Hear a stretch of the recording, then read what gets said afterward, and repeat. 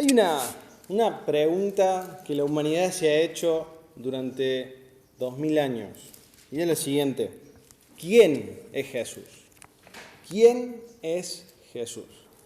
Puede parecer algo simple, pero durante 2000 años la humanidad se ha preguntado esta pregunta. El budismo dice que Jesús es un ejemplo de cómo sufrir para vencer los obstáculos de la vida y la muerte. El hinduismo dice que Jesús es uno de los millones de dioses que hay. El Islam dice que Jesús es, según el Corán obviamente, un profeta verdadero. El judaísmo, lo hemos leído, dice que Jesús es un mesías falso. El mormonismo dice que Jesús es un hombre perfeccionado que llegó a ser Dios. Los testigos de Jehová, por otro lado, dicen que Jesús no es Dios eterno, sino que es creado. Si alguna vez has hablado con un testigo de Jehová, seguramente te lo ha mencionado, porque es lo primero y único que menciona. También encontramos que dentro de los pensamientos seculares está el humanismo, que dice que Jesús es un modelo para la humanidad. La nueva era dice Jesús encontró a Dios en sí mismo porque nosotros somos dioses. No sé si alguna vez lo he escuchado. Busca tu Dios interior. El revolucionarismo dice que Jesús fue un revolucionario político. El dualismo dice que Jesús y Satanás representan a dos fuerzas iguales del bien y el mal. A veces la Iglesia Católica termina hablando de esto. Hay otros que dicen que Jesús nació como hombre y fue adoptado por Dios. Hay otros que dicen que Jesús tiene un cuerpo humano, pero fue la naturaleza divina que operó su mente y espíritu. Hay otros que dicen que el cuerpo de Cristo directamente no era real. Era como una visión que estaban viendo. Hay otros que dicen que Jesús dejó de ser Dios cuando llegó a ser hombre. Era Dios y dejó de ser Dios para poder ser hombre. Hay otros que dicen que Jesús tiene una sola naturaleza, o sea que Él es solamente una sola cosa. Elijan cuál. Hay otros que dicen que Jesús es dos personas a la vez, una divina y otra humana. Los solo Jesús, un movimiento que me llamó la atención por el nombre, hace poquito lo escuchaba, dicen que Jesús es el único Dios. Así que no hay Dios Padre, no hay Dios Espíritu Santo, hay solo Dios Hijo y es Jesús. Y hay otros que dicen que Jesús es inferior al Padre. Todas estas cosas no surgieron hace 20 años, sino que hace 2000 años que se vienen repitiendo. Y es más, podemos encontrar a los mismos apóstoles refutando estas cosas, como por ejemplo a Pablo en Colosenses o Juan en 1 Juan, hablando de estas cosas, de que no se entendía quién era realmente Jesús. Y entonces, Juan, a través de este evangelio, él va a abrir este evangelio que se va a escribir después que los otros tres, él va a hacer una introducción. La introducción va desde el capítulo 1, versículo 1, hasta el 18 de ese capítulo. Y él nos hace en esos 18 versículos una introducción que va a resumir el libro completo.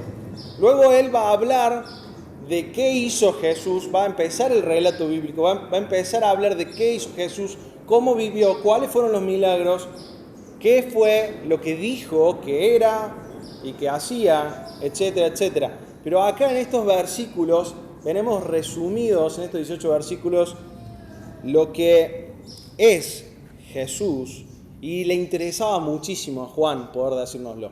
Poder decírselo a la iglesia del primer siglo, porque había muchas dudas sobre esto.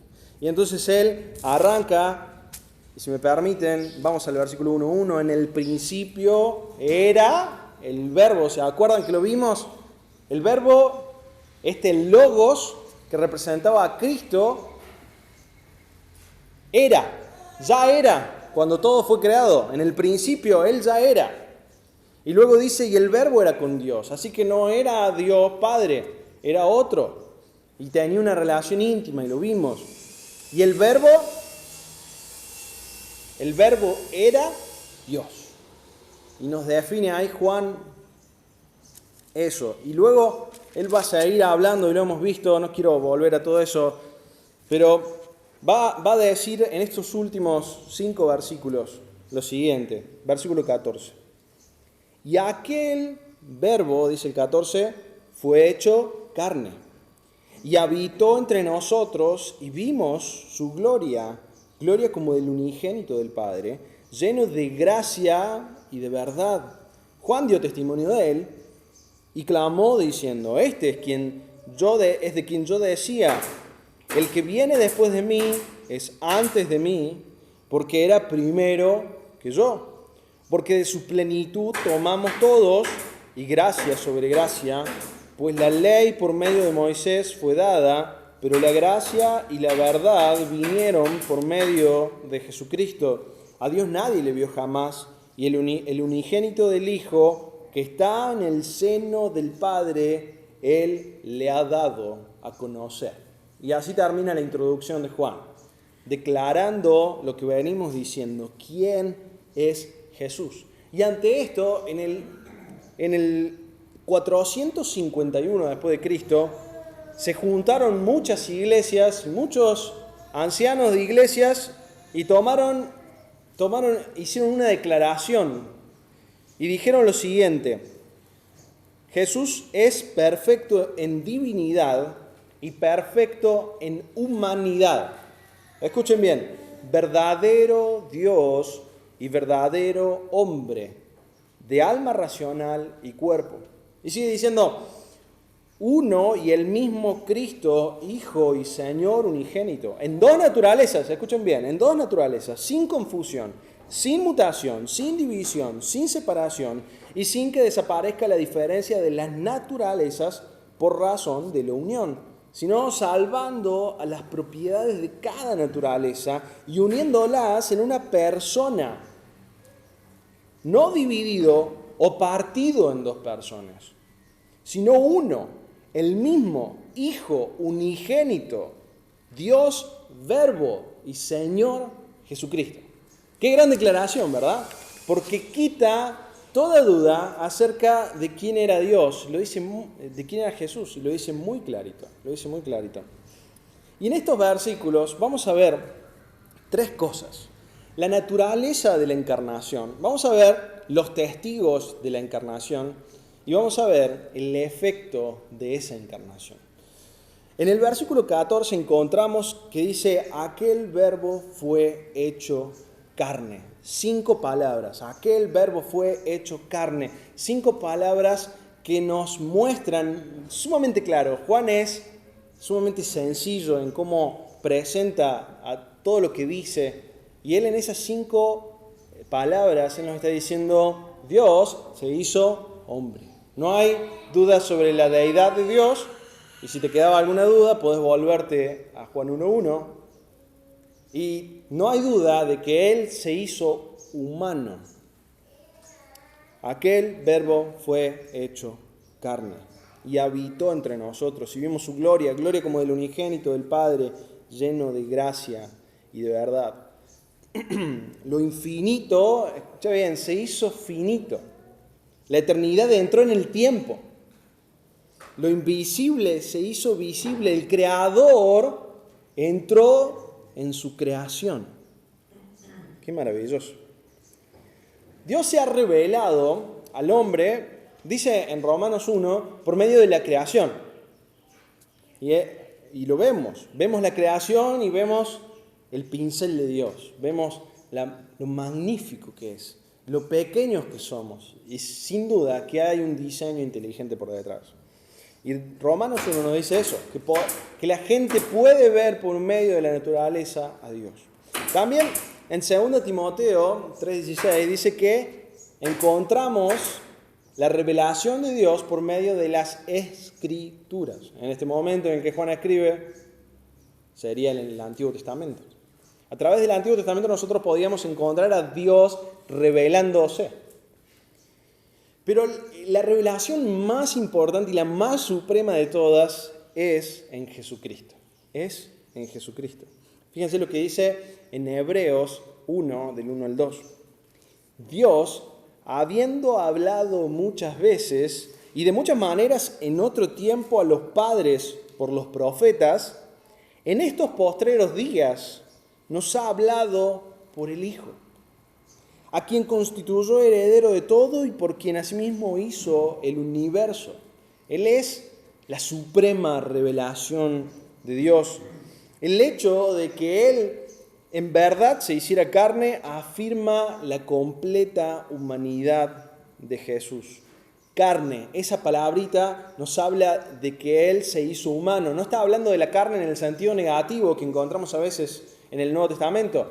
La carne hablando de aquella cosa que nos tienta hacia el pecado, sino que en esta palabra está diciendo la humanidad, el ser humano. Él se hizo ser humano, no hay duda de eso. Él se hizo ser humano y fue hecho. El Dios que no cambia se hizo completamente hombre en la encarnación, pero aún así siguió siendo completamente Dios. Algo tremendamente difícil de entender en su totalidad. Jamás lo vamos a entender porque nuestras mentes son finitas. Necesitamos creer en esto. No nos queda otra, ¿no? Cuando pensamos en que algo es 100% una cosa, pensamos que es 0% de otra. Pero en este caso, Jesús es totalmente Dios y totalmente hombre, y eso es en armonía. Entró en el reino de las criaturas, qué fantástico, que están en el tiempo y el espacio y experimentó la vida como es para aquellos a quienes creó. Alguien dijo, las naturalezas que se juntaron para formar una unidad verdadera eran diferentes. Pero de estas dos hay un Cristo y un Hijo, y no queremos decir que la diferencia de las naturalezas se anuló con el motivo de esta unión. Más bien que la deidad y la humanidad, por su concurrencia inexplicable e inexpresable, algo que no podemos entender en la unidad, han producido para nosotros al único Señor e Hijo, Jesucristo. Pablo lo pone de esta forma en 1 Timoteo 3:16. Dice, e indiscutiblemente grande es el misterio de la piedad. Dios fue manifestado en carne, justificado en el Espíritu, visto de los ángeles, predicado a los gentiles, creído en el mundo, recibido arriba en gloria. Debemos creer en la encarnación de Cristo. Si no entendemos esto, Juan dice que no podemos ser salvos. Aquel que niega la deidad de Jesús y la humanidad de Jesús no puede ser salvo, según Juan. Miren lo que dice en 1 Juan 4, 1 del 3. Amados, no crean a todo espíritu, sino probad los espíritus, si son de Dios. Porque muchos falsos profetas han salido por el mundo. En esto conoced el Espíritu de Dios. Todo espíritu que confiesa que Jesucristo ha venido en carne es de Dios. Y todo espíritu que no confiesa que Jesucristo ha venido en carne no es de Dios. Y este es el espíritu del anticristo, el cual vosotros habéis oído que viene y que ahora ya está en el mundo. Ya en ese tiempo, Juan tiene que escribir porque había una confusión en la iglesia. Algunos decían eso. Y sigue diciendo el versículo, y habitó entre nosotros. La palabrita esa literalmente es vivir en una tienda. Él montó su tienda entre nosotros. ¿No es fantástico esto?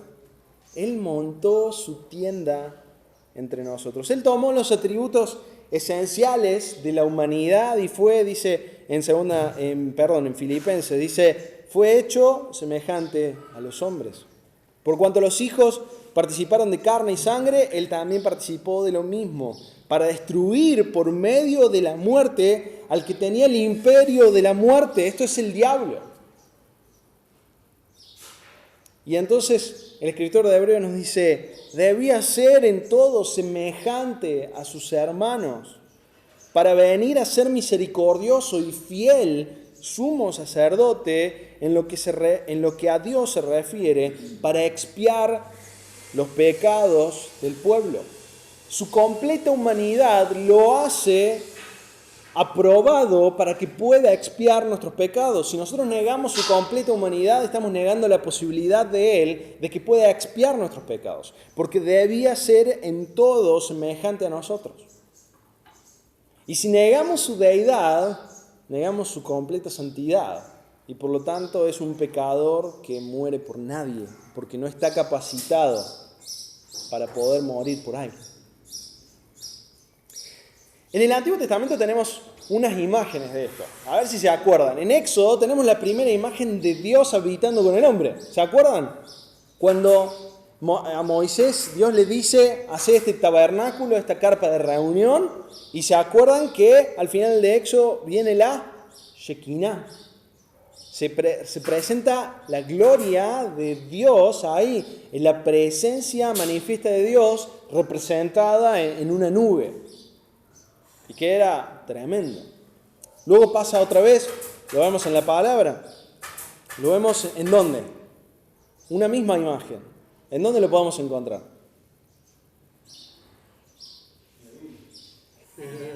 Yeah.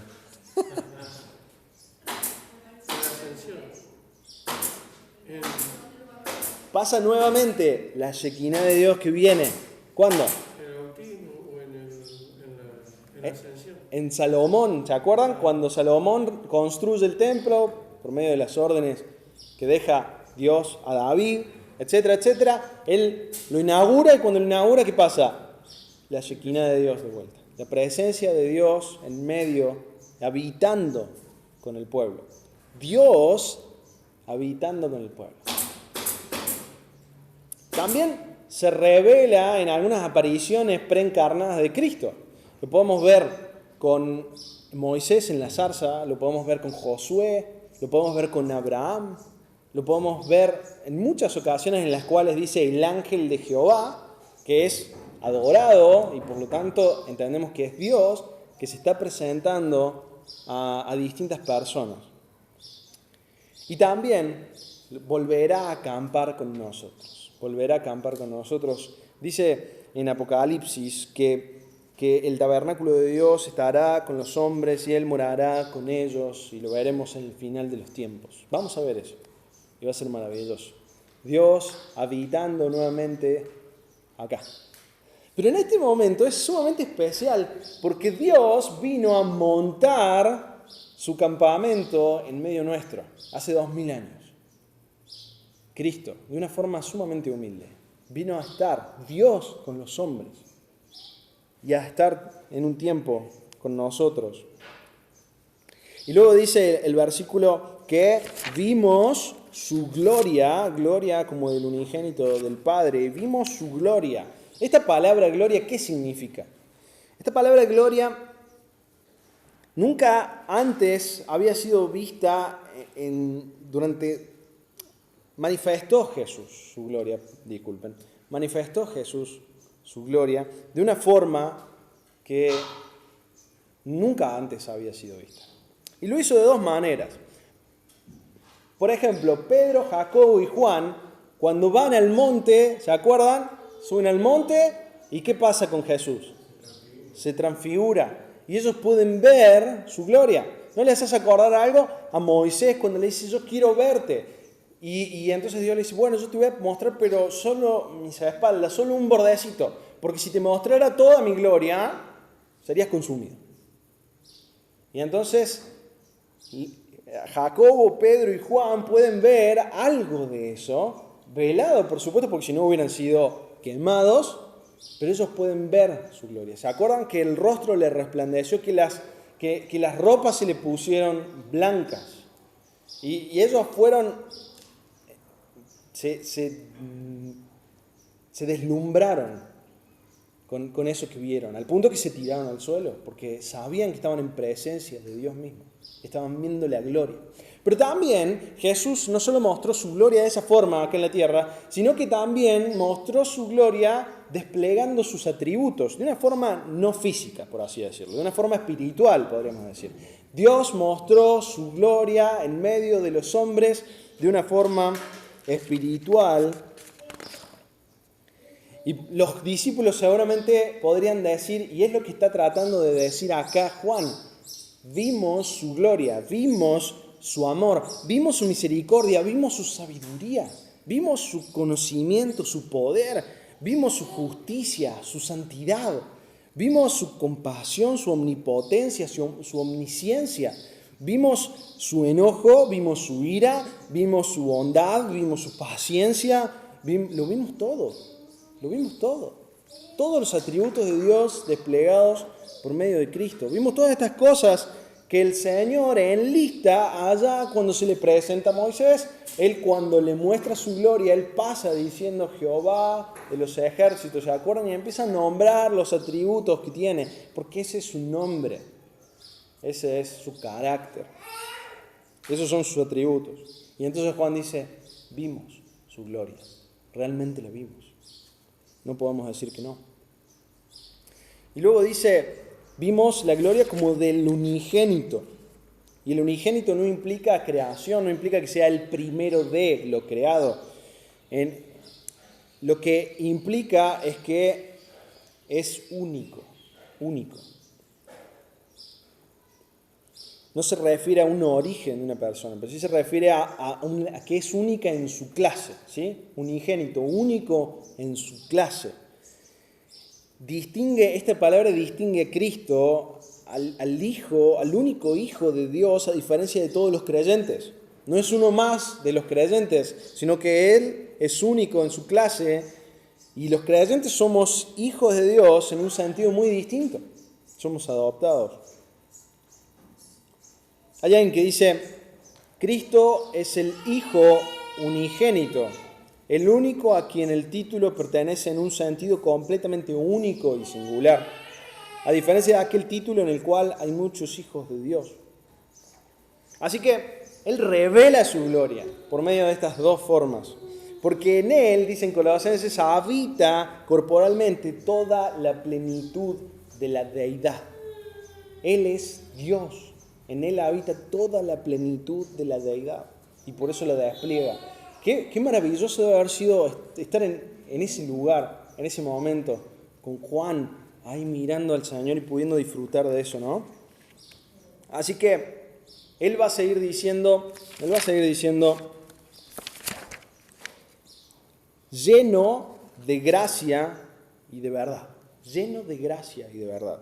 Y es que estas dos cosas, estos dos atributos están íntimamente relacionados con la salvación. Nunca los vemos separados porque tienen que ver con la salvación. Las Escrituras nos enseñan que la salvación se alcanza completamente por creer la verdad de Dios en el Evangelio, por medio de la cual se recibe su gracia salvadora. ¿Sí?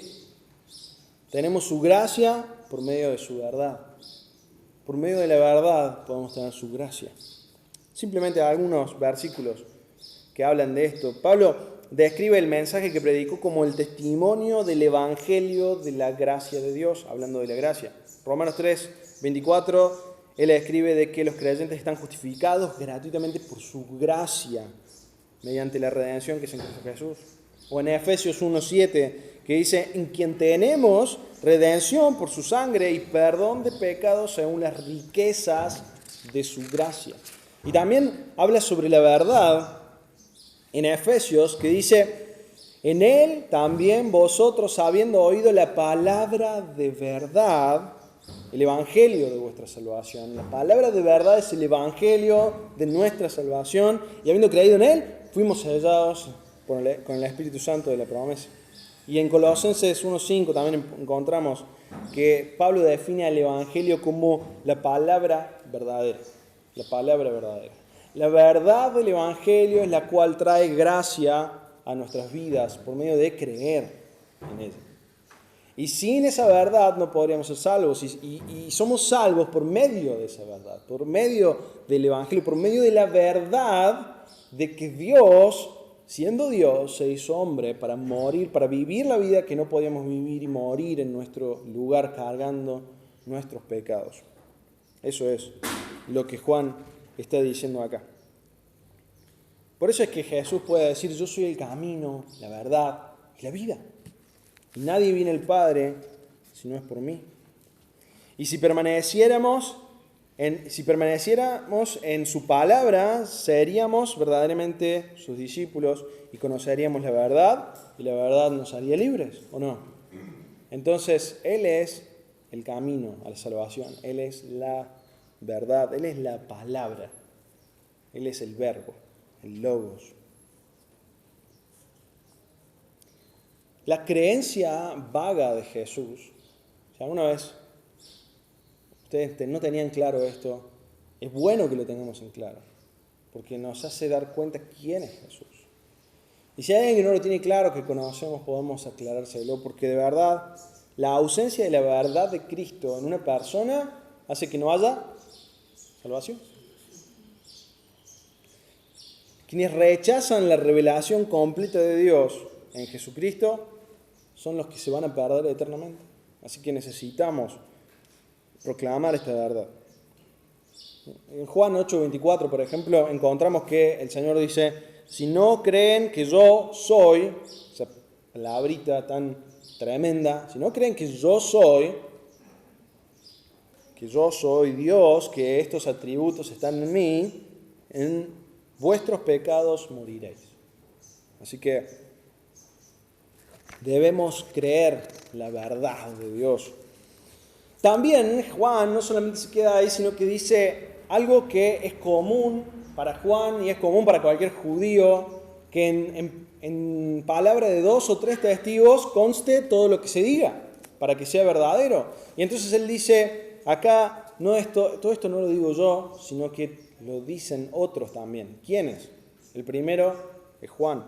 Juan dio testimonio de él y clamó diciendo: este es de quien yo decía. Fíjense que lo cita Juan. Este es de quien yo decía: el que viene después de mí es antes de mí, porque era primero que yo, porque de su plenitud tomamos todos, y gracia sobre gracia. Y fíjense que lo primero que hace es mencionar a Juan el Bautista. Juan el apóstol mencionando a Juan el Bautista, diciendo que él había dado testimonio de Cristo, de todo lo que él estaba diciendo, él estaba, muchas gracias, dando testimonio de Cristo. Y fíjense, hay algunos que a Juan el Bautista lo exaltaban al punto de que decían que era prácticamente el Mesías. Y entonces Juan aclara siempre, y Juan el apóstol va a aclarar, va a ponerlo en su lugar a Juan el Bautista. Va a ponerlo en su lugar no porque Juan el Bautista dijera otra cosa, sino porque los seguidores de Juan el Bautista estaban entendiendo mal quién era Juan el Bautista. Y entonces él lo va a poner en el lugar correcto, en el lugar que tiene que estar. Él mismo decía, les dice: el que viene después de mí es antes de mí. ¿Cómo? ¿Cómo? Pero si nació Juan el Bautista antes que Jesús. ¿Cómo? Él es antes de mí. El que viene después de mí es antes de mí. Y entonces, él lo que está diciendo ahí es: aquel que viene después de mí, aquel que nació, sí, después de mí, aquel que va a empezar su ministerio después de mí, él es antes de mí. Él es eterno. Él es antes de todo. Él es antes de mí. Juan el Bautista diciendo esto, estaba diciendo lo mismo que Juan el apóstol. En el principio, él era Dios. Eso es lo que está diciendo acá. Y entonces, él dice lo que dice Juan el Bautista. Fíjense que en Mateo 3:3 dice: voz de uno que grita en el desierto, preparen el camino para el Señor, háganle sendas derechas. Él mismo no era el Señor venía luego de él. Y dice: preparen el camino para el Señor. Él era un heraldo, alguien que proclamaba al rey, al Mesías. Y llamaba a las personas a arrepentirse y a preparar sus corazones para recibirlo. Pero él no era el Mesías. El que viene después de mí era antes de mí, porque era primero que yo. Jesús, aquel esperado, vino después de Juan y nació 6 meses después que él y comenzó su ministerio público después que Juan. Y con todo, Juan lo reconoció como que era antes que él, que era primero. Y no solamente Juan el apóstol se queda con el testimonio de Juan, sino que dice lo siguiente, dice, porque de su plenitud tomamos todos y gracia sobre gracia. Y él habla de todos, del testimonio de los creyentes. Él no está hablando solamente del testimonio de Juan y del suyo, sino de los creyentes. Se incluye a él mismo, pero a todos de los que tomamos de la plenitud de su bendición, lleno de gracia y de verdad. Él provee para todas nuestras necesidades, Él abastece abundantemente y nunca se acaba o se disminuye su bendición. La gracia continuamente seguirá la gracia sobre gracia. Un flujo interminable e ilimitado. ¿Por qué? Por medio de Cristo. No por nuestros méritos. No por lo que podamos hacer, lo que podamos decir, cuán religiosos seamos, sino que por medio de Cristo hemos sido bendecidos con gracia sobre gracia. Y por último, en el 17 y el 18 encontramos el efecto de esta encarnación. Dice, pues la ley por medio de Moisés fue dada, pero la gracia y la verdad vinieron por medio de Jesucristo. A Dios nadie le vio jamás. El unigénito Hijo que está en el seno del Padre, Él le ha dado a conocer. Lo primero que dice es que la gracia triunfó sobre la ley, porque la ley por medio de Moisés fue dada. Pero la gracia y la verdad, de vuelta las dos palabras juntas, vinieron por medio de Jesucristo. La gracia y la verdad vinieron por medio de Jesucristo, y esto le gana a la ley. Pablo lo dice en Romanos 7:7, que ¿qué diremos pues? ¿La ley es pecado? En ninguna manera, dice.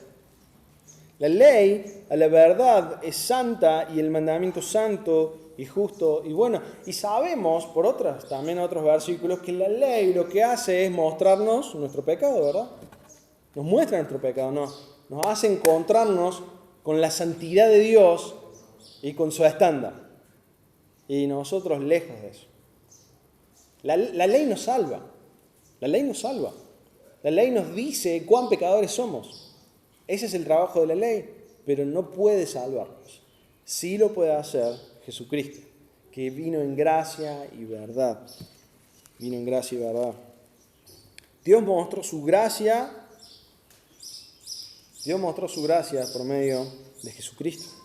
La ley no era el instrumento de gracia. Jesucristo sí. En su lugar, Dios concedió gracia y perdón para los pecadores arrepentidos que habían violado su ley santa con base en lo que Cristo haría para proporcionar la expiación de nuestros pecados, el lavado de nuestros pecados, la muerte sustitutiva por nuestros pecados.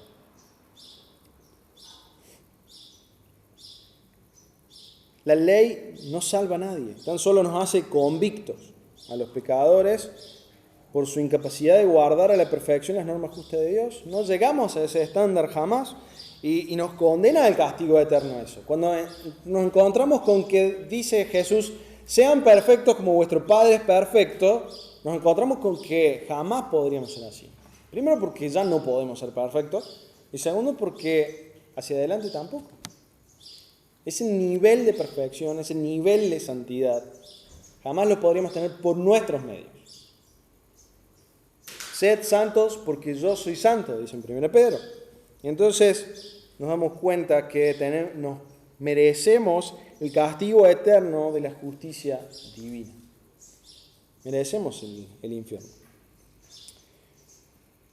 Pero la ley nos muestra la necesidad que tenemos de gracia y de perdón por medio de Jesús. Ese es el trabajo de la ley.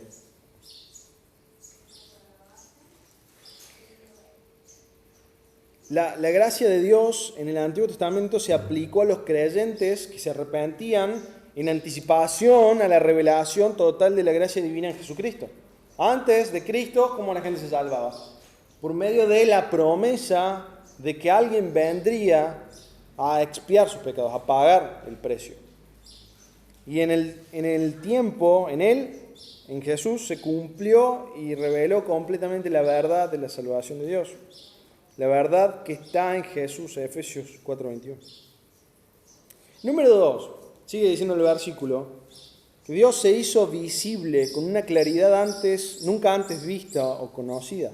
El unigénito Hijo que está en el seno del Padre, Él le ha dado a conocer. Él le ha dado a conocer. Y esto es porque Dios es invisible. Él es espíritu. Y más importante aún porque haberlo visto habría traído la muerte instantánea, como recién decíamos. El fulgor de la gloria de Dios nos habría evaporado. Juan dice a Dios, nadie lo vio jamás. Ni siquiera Moisés, cuando Dios le muestra sus espaldas, él lo está viendo porque ni siquiera le mostró su frente. Le mostró simplemente una puntita de su gloria. Es a través de Jesucristo, la imagen del Dios invisible, según Colosenses, que Dios se revela. Así que no podemos conocer a Dios, y esta es la situación del hombre, no podemos conocer a Dios si Él no se revela a nosotros. Nuestra mente limitada no podría jamás conocer a Dios. Dios tiene que tomar la iniciativa y darse a conocer, y Él lo hace por medio de su palabra. Acá podemos encontrar a Dios revelado. Pero en ese tiempo, Él se da a conocer por medio de Jesucristo. Por medio de Jesucristo. Jesús es la explicación de Dios. Jesús es la explicación de Dios. Él le ha dado a conocer, tiene que ver con eso. La palabrita ahí es parecida a la de exégesis. Él es el que interpreta correctamente a Dios. Él es el que lo da a conocer correctamente. Él es la respuesta a la pregunta, ¿cómo es Dios? ¿Cómo es Dios? Juan 14, del 7 al 9 dice, si me conocieseis, también a mi Padre conoceríais. Y desde ahora le conocéis y la habéis visto. ¿What? ¿Cómo? ¿Cómo es eso? Porque Él es la imagen de Dios invisible. Felipe le dijo, Señor, muéstranos el Padre y nos basta. Jesús le dijo, tanto tiempo hace que estoy con ustedes y no me han conocido, Felipe. El que me ha visto a mí, ha visto al Padre. ¿Cómo pues, dices tú, muéstranos al Padre?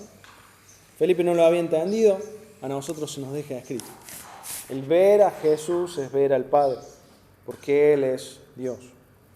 Él es Dios. Él lo ha dado a conocer.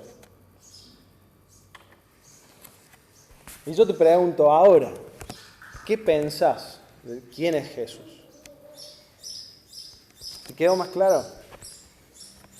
¿Te gozas en tu corazón por todas estas verdades? Porque son maravillosas, realmente son profundas, sin duda. Son reveladas por el Espíritu, porque de otra forma no las podríamos creer. Confiamos en su palabra, en el Señor. Y podemos entender más claramente quién es Jesús. Aquel que siendo Dios se hizo hombre, aquel en cuya persona habitan dos naturalezas a la vez. Aquel única persona de la Trinidad, quien es humano también. Es tremendamente maravilloso y profundo. Juan nos abre con esto su libro, su evangelio, y nos dice, el tema más importante es este. Jesús, el cual existía en comunión íntima con el Padre desde toda la eternidad, se hizo carne, trajo la expresión total de la gracia y la verdad a la humanidad y reveló a Dios para el hombre. Y lo va a repetir en todo el resto del evangelio, porque de eso se va a tratar todo lo que vamos a ver más adelante. ¿Oramos?